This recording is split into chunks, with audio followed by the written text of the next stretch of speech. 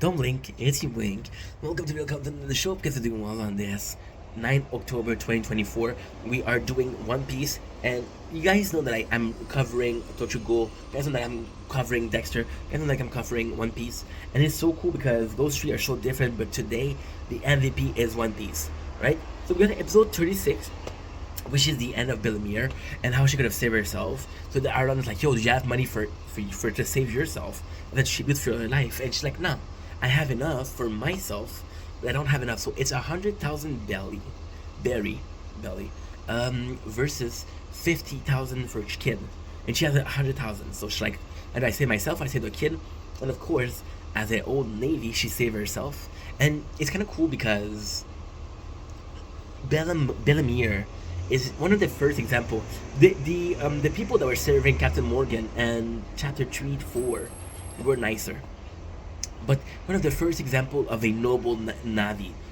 It's a one of the first example of a noble marine. Before that, all the marine we had were either enemies or total shithead. So it's kind of cool. Arlong, he found a map. He's like, yo, I'm gonna hire Nami, and Nami's like, what? Why you wanna hire me? He's like, you make her a deal with her. So we got the reason why she's willing to help him.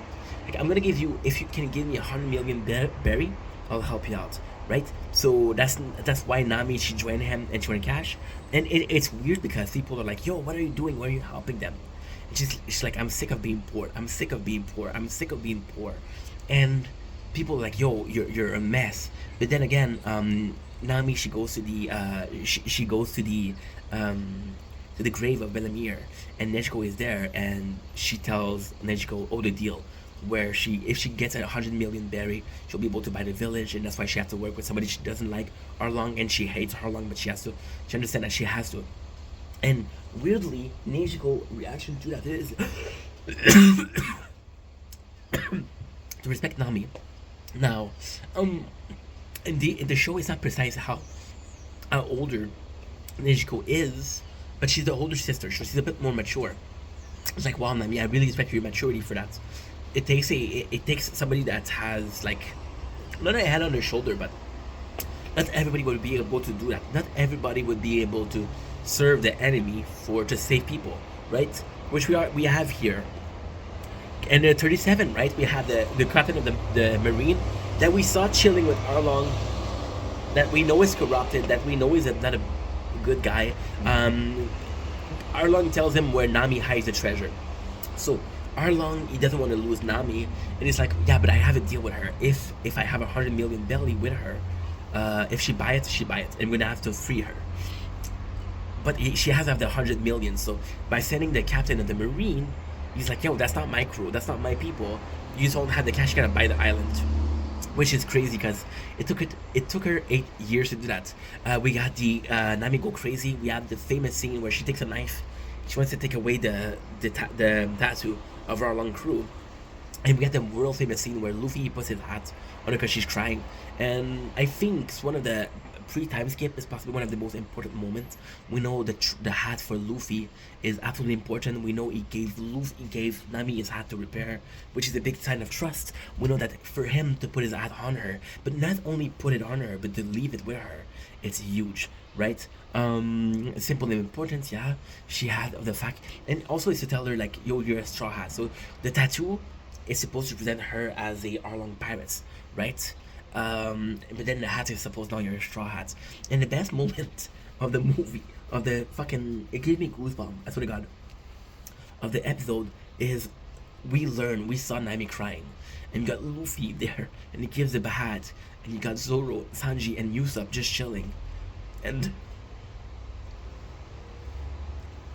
Luffy says, let's take care of Arlong, and yeah, everybody's like, okay, on board, even Usopp, which is crazy.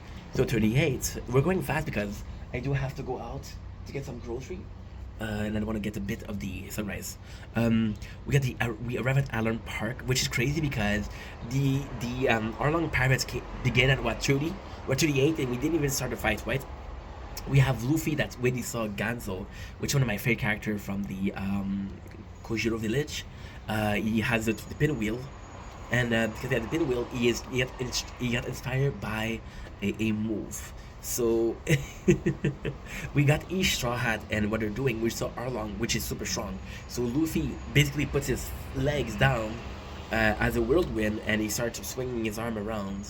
Because remember, he's a plastic guy, he's an elastic person, and then he's stuck. And kind of cool because in 38 we see who's gonna fight who. So Zoro's gonna fight the octopus. Usopp is gonna fight the guy who can throw water, and Sanji gonna fight the guy who is fighting karate.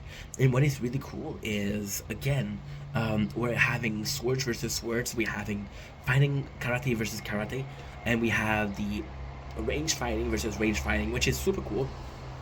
Luffy gets a solid punch on Arlong, which is again to make him a lot matter. The punch was cool, but it was not needed because Arlong already hates the Straw Hat. He hates Zoro for killing his foe, and he hates Usopp for lying to him. So kind of cool, but still. We have the Straw Hat camaraderie when we see Luffy making mistakes, and Sanji save him. Sanji save him, and Luffy's like, "Holy shit, you're so cool, Sanji." And Sanji like, "What a fucking dumbass did I take for being the captain?" But he says that, and he said that with respect, like he likes Luffy. And then we got Zoro, like, yeah, he's the blockhead, but he's our captain. And you realize that Zoro and Sanji are a very different character. You realize that they have this almost rivalry, because they do have a rivalry, and but you understand that their friendship is based on the fact that they're both following Luffy, right? There you go. The length they would go for each other, yeah, it's cool. Did we see the length that it would go for other Namaka? It's beautiful. I really enjoyed this episode. 29, baby.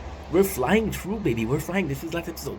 We got Zero and Ganso the octopus. So it's kind of cool because the octopus had a personal vendetta versus Zoro because he lied to him, and we saw it. And Zoro whole gimmick is that he fights with three swords. So you have the octopus fight with 6 swords, and 6 is better than 3, right? That's kind of cool. We got Zoro. He's still won by Mihawk, so he doesn't have really a chance. And Zoro is feeling sick. He's getting fever because he's still wounded. So he's at the big disadvantage. How is that disadvantage gonna play for us? We don't know it yet, but for now, it plays a big role. Zoro thankfully has a desire, and it overcomes the 6 word. He has those 3. He has the 3 sword. The coolest part, and I love Zoro fighting, and I love him. I love Zoro, but the coolest part of that, I don't know. In the beginning of One Piece, his fights are a bit boring because it's sword versus sword, you know. And we have a simple guy, which is again the guy with the whirlwind, which is Gonzo, and he saves Luffy, and he's under the water, and they cannot save him. So what they do is they take away his head, but on the surface, right? Because he's a classic guy, which is a clever writing, clever plot. There's a deeper meaning, keeping your head above water. That's an expression that we use, and it's really cool writing. That's pretty much it for One Piece today. Love you guys. Take it easy. Peace.